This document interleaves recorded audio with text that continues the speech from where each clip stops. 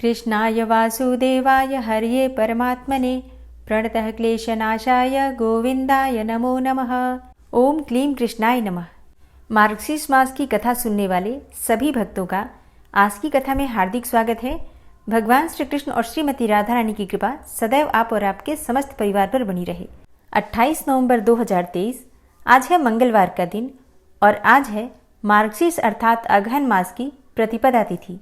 और आज आप सुनेंगे मार्गशीर्ष मास महात्म्य का पहला अध्याय। गीता के 10वें अध्याय के 35वें श्लोक में भगवान श्री कृष्ण कहते हैं, बृहत् साम तथा सामनाम गायत्री छंदसामहम मासानाम मार्गशीर्षमहम ऋतूनाम कुसुमाकरः।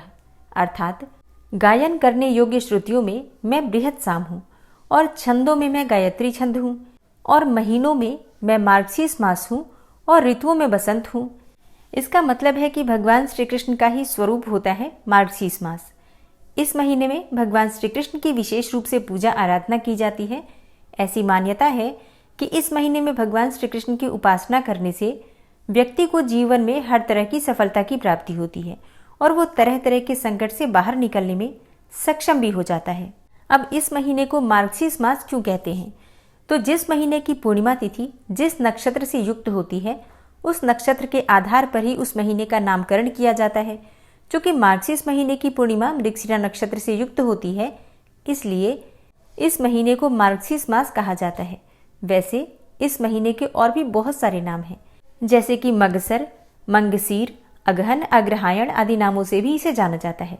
और ये पूरा ही महीना बहुत पवित्र माना जाता है। मान्यता है कि सतयुग में देवों ने वर्ष का आरंभ मार्गशीर्ष मास की कृष्ण पक्ष की प्रतिपदा तिथि से अर्थात पड़वा से किया था।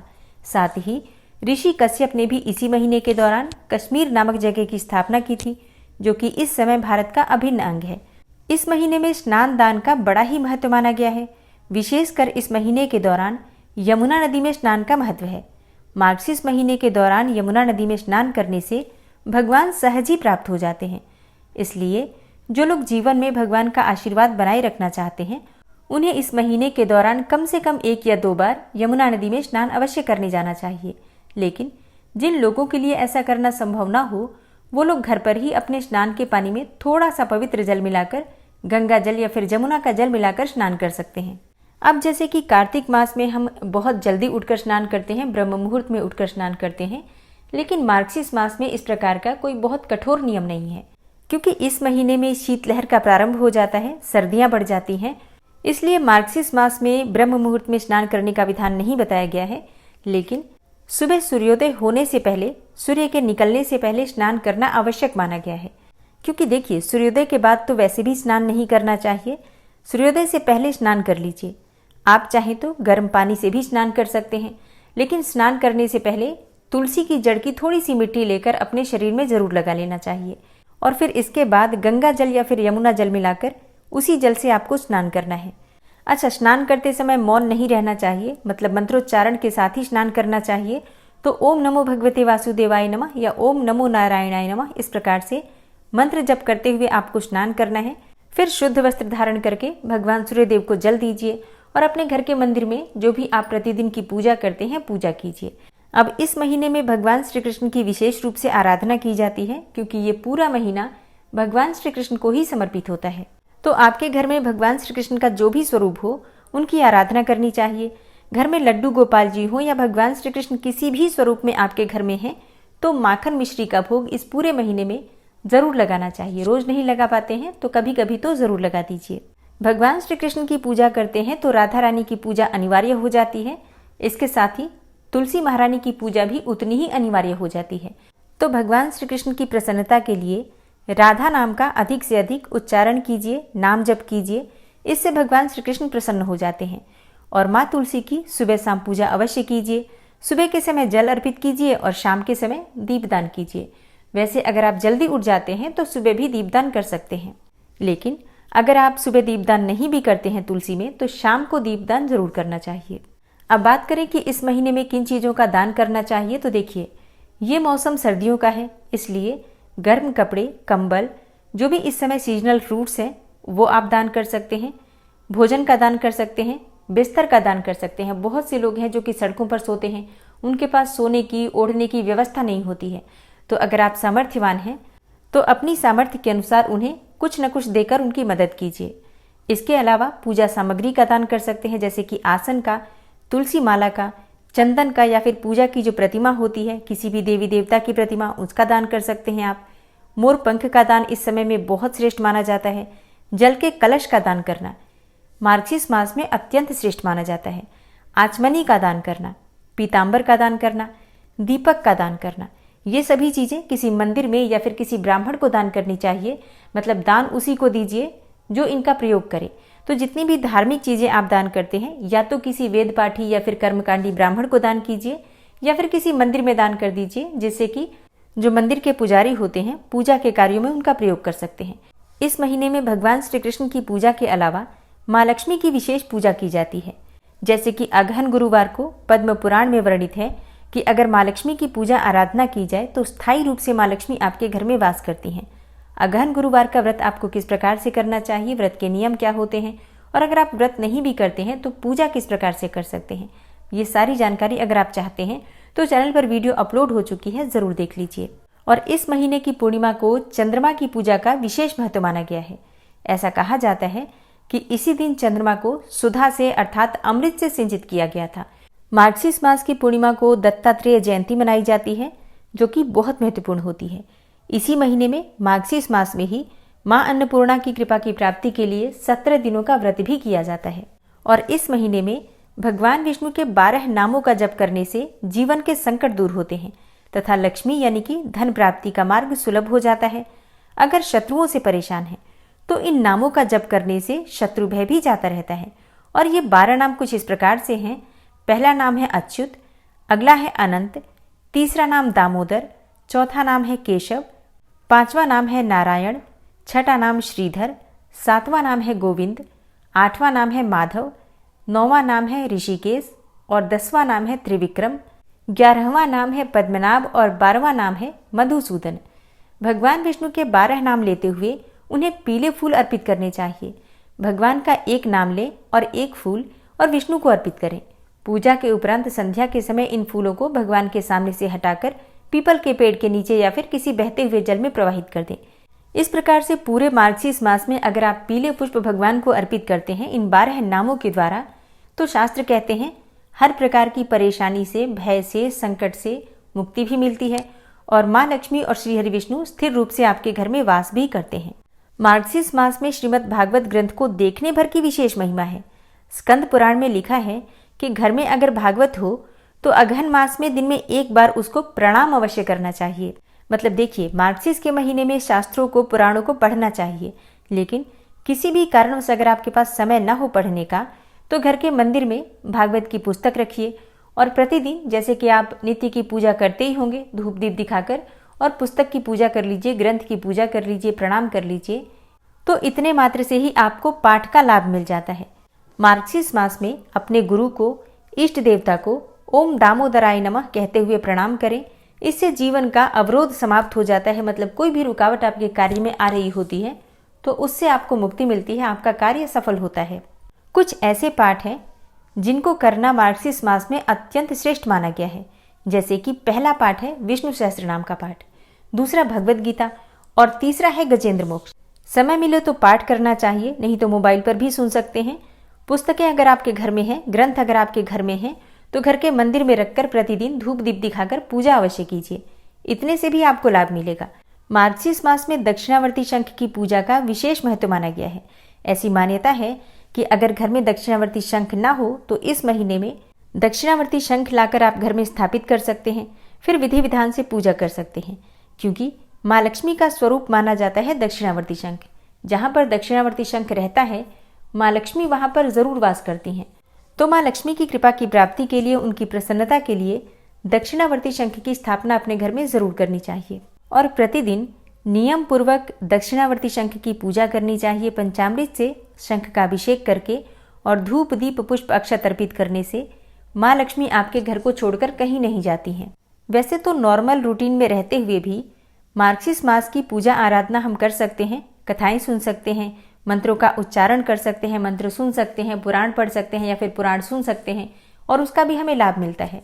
लेकिन बहुत से भक्त हैं जो कि व्रत भी धारण करते हैं या फिर मार्गशीर्ष मास का नियम भी लेते हैं। तो जो भक्त मार्गशीर्ष मास का नियम लेते हैं उन्हें इस महीने में जीरे का सेवन नहीं करना चाहिए और प्रतिदिन भगवान श्री कृष्ण की पूजा करने के बाद भोग में जो तुलसी का पत्ता अर्पित किया है उसे प्रसाद स्वरूप में ग्रहण अवश्य करना चाहिए। मार्गशीर्ष के महीने में मथुरा वास करने का बहुत अधिक महत्व माना गया है। मतलब मथुरा में जाकर अगर कोई भी व्यक्ति पूरे महीने में रहता है तो अत्यंत ही श्रेष्ठ माना जाता है। आप अगर पूरे महीने में नहीं भी रह पाते हैं और अगर आप जा पाते हैं तो एक रात्रि भी अगर वहां पर रह जाते हैं तो भी इसे मथुरावास के समान ही माना जाता है। और जो भक्त मथुरा नहीं जा पाते हैं तो घर के आसपास कोई भी तीर्थ हो तो तीर्थ स्थलों में जाना इस महीने में सबसे श्रेष्ठ माना जाता है। तो अपनी सुविधा के अनुसार अगर आसपास कोई भी पवित्र तीर्थ स्थल हो तो वहां जरूर जाना चाहिए।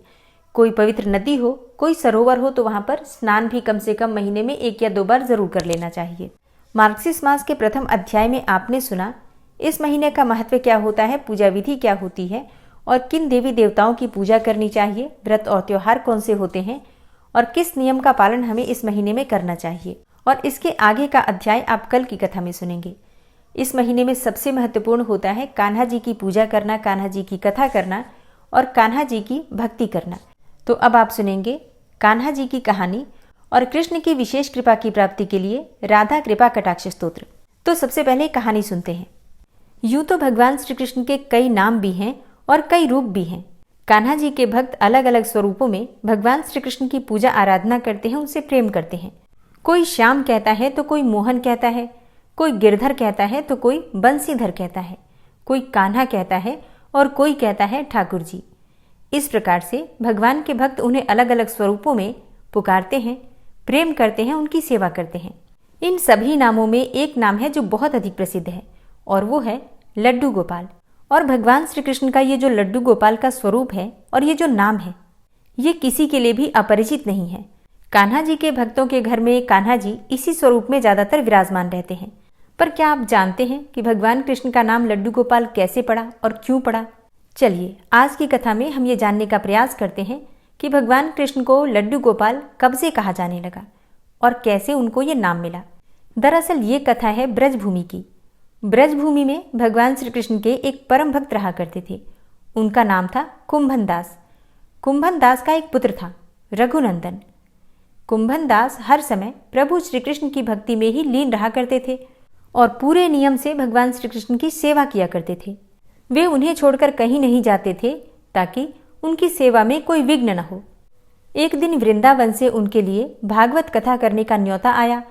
पहले तो उन्होंने मना कर दिया, लेकिन लोगों के जोर देने पर वे कथा के लिए जाने को तैयार हो गए।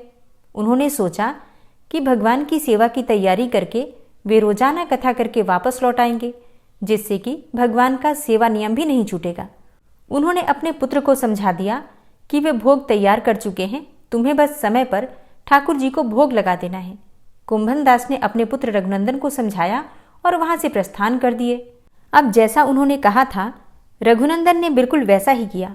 रघुनंदन ने भोजन की थाली ठाकुर जी के सामने रखी और सरल मन से आग्रह किया कि ठाकुर जी आ जाओ और भोग लगाओ।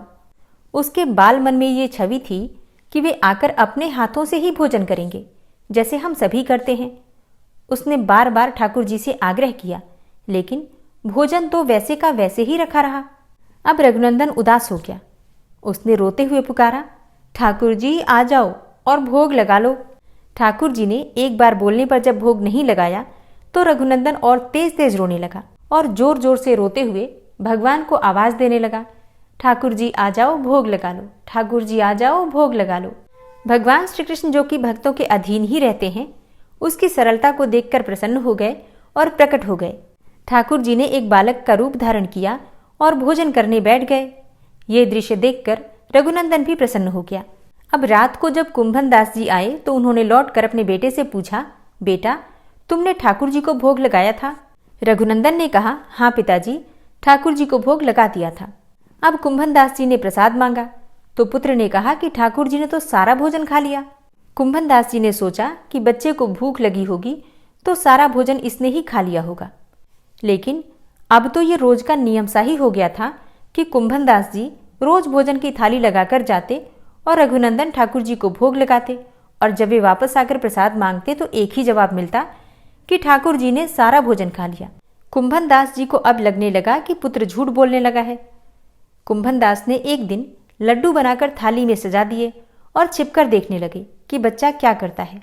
रघुनंदन ने रोज की ही तरह ठाकुर जी को पुकारा तो ठाकुर जी बालक के रूप में प्रकट होकर आए और लड्डू खाने लगे।